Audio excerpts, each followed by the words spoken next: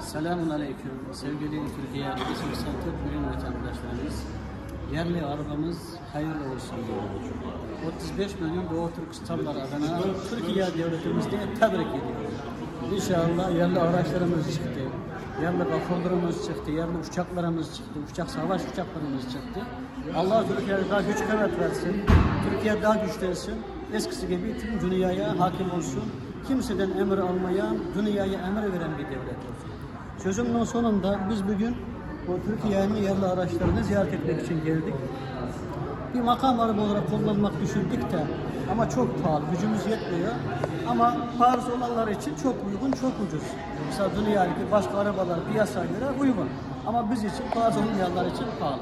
İnşallah bir gün gelecek makam araba olarak Türkiye'nin yerli arabasını kullanacağız.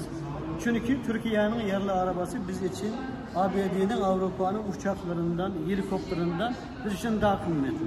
Çünkü burası ana vatanımızdaki yerli ürünleri. İnşallah Doğu Türkistan özgür olduğu zaman biz de Doğu Türkistan'a yerli araçlarını, yerli uçaklarını çıkaracağız. Bunun için Türkiye'den tabii destek bekleriz, hem dua bekleriz. Tüm Türkiye'deki 84 milyon kardeşlerime bu yerli arabamızda hayırlı olsun diyorum. Doğu Türkistanların salamını gönderiyorum. Selamun Aleyküm. Çok sevgili kardeşlerimiz.